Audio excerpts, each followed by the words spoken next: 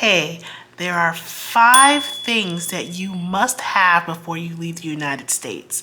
I have personally been in and out of the country either for short periods of time or for months at a time. So I know what the heck I'm talking about because I'm a random black chick on YouTube. But anyway, the first one is a VPN. Let's talk about the benefits of a VPN and why you need it while you're going to be out of the country. Google says the benefits are access websites that are blocked by firewalls or the user network service provider, ISP. Work remotely by connecting to corporate networks. These are good for remote workers, so keep that in mind if you're working remotely. Protect sensitive information from unauthorized viewing or interception. Everyone wants that. Access content with geographical restrictions. So, Netflix and Disney Plus and all those other little things like that. Yeah, you're gonna want the VPN for that. Number 2 is to have a traveling mailbox. Now you're probably thinking, what the hell is a traveling mailbox? Okay, well, a traveling mailbox is something that obviously travels with you, and it's a mailbox where all of your mail magically goes into. Okay, partially kidding, but obviously it is something that you could easily Google, and traveling mailbox is very helpful when you're going out of the country for extended periods of time. So not something for a week or two, because you could always hold your mail at the post office. But if you're gonna be gone for quite a while and you no longer have a US address, wink, wink, you're gonna need a traveling mailbox because you wanna have an American address. If you're not someone who's like permanently leaving the US and you're never coming back, then you probably don't give a crap about a traveling mailbox. But for those of us that like to come in and out of the country and to still have some type of address, you need a traveling mailbox. So look on Google, look it up. It is a must if you're going to be traveling in and out of the country and you're going to be gone for more than like a few weeks, right? This service is great. This is like my second time using it. So they will take your mail, they'll scan it, they'll get rid of the junk mail and stuff like that. They'll even like mail things for you. They even have a fax machine service, all these different cool things. So definitely check out Traveling Mailbox because it's something you essentially need if you're traveling outside the country for a while. Option number 3 is to keep your American phone number. Now you're thinking, how can I keep my American phone number? I'm not going to be in the United States for like a few months or even a few years. Well, don't fret. There is a service called Number Barn. This is what I personally use. I really like Number Barn because it literally puts your phone number in a barn and it just stays there forever. Okay, I'm messing with y'all. Obviously, that's a joke. But Number Barn is a service where you can pay them. It's a small fee. It's not that expensive. I think it's like less than $10 as of this recording. But you pay them to keep your American number. So when you have those security questions and they want to send you those 4-digit codes for your bank accounts and for anything financial, you'll want to have an American phone number for that. Banks really like those security codes and sending it somewhere.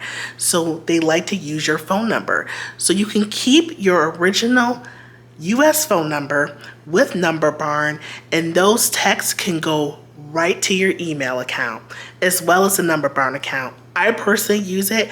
I love it. It's essential. I feel like it's essential because it's like, how else am I going to get the codes, I guess sometimes you could use email too, but depending on the bank, they like to verify who you are. It's very good for verification for American institutions, American financial institutions. So definitely check that out before you leave the US. Get the Number Barn. So you don't have to get a new American phone number. You can keep your phone number. So if you come back to the US, you can port your old US phone number into another phone plan, if you will. Hey, so number 4 is to have the right bank account. Yeah. You're like, what do you mean by having the right bank account? Well, you have to get money out somewhere. Some places cash is king, and you may not want to use your typical regional bank account and other banks because they may charge you international fees for constantly withdrawing money out of accounts. So you want to get an account like a Charles Schwab, I don't know. A Charles Schwab account. And they have like, what do they call it? Like, I think it's called like investment checking or something like that. Some type of, goggly goop. But it's legal and it's all good. Okay, I had this account for years. You definitely want to have an account like Charles Schwab because they do not charge you those international fees every time you use an ATM to get foreign currency in your foreign country that you're currently staying in or going to be staying in. So you need to do that before you leave the United States. You can have a debit card and you can use it. It's a free account. And you can go to any ATM because Schwab doesn't have any ATMs. So they automatically reimburse you for any fees that you incur from another bank because they don't have, what I just said. Because they don't have ATMs. You know what I meant. They don't have ATMs. So seriously, you do need a Charles Schwab account. It would be very helpful. This is more for longer term travel. I mean, shorter term travel, you'll still have the same issue. So if you have like a typical American account and they don't have any of those ATMs in the country that you are, in, you're gonna be paying fees. Charles Schwab works all over the world. I'm not sure if there's any countries that it doesn't because I haven't been all over the world, but you want a bank account that works internationally where you don't have to worry about paying all those fees because those fees, baby, they add up. Numero cinco. So number 5 would be to have an unlocked phone. It is important. They're going to ask you in whatever foreign language, if you're, I don't know, whatever country you're in. For me, it's Mexico. But they will ask you, is your phone unlocked? They may ask you in English or Spanish. And you want it to be unlocked because if your phone is locked, you can't use the SIM card. There's a couple ways to have an unlocked phone. An easy way to me is to buy your phone on Amazon. I bought an international cell phone a few years back before I did my first big travel journey, and I just bought an international phone from Vietnam, and it still shows me, what time it is in Vietnam. Doesn't matter because I'm not in Vietnam, but I digress. The point is, I bought an international phone unlocked on Amazon. If you buy a phone on Amazon and it's unlocked, you're all good. That's saying that, okay, Alicia, I'm not buying another phone. I have a phone through, ABCD company here in the States. Then what you could do is make sure you contact customer service and ask them, how can I unlock my phone? If you are in the middle of a plan, you might be in trouble. If you're in the middle of a plan, you might have to either go through the whole plan or maybe pay an early termination fee so that you can get your phone unlocked. A good thing about an international phone though is you get 2 SIM cards. That's why I like my international phone. So if they try to lock one SIM, they can't lock the second one, I don't think I've had to deal with that. I don't think I had to deal with that even with my international phone with one of my slots being locked. But anyway, I digress.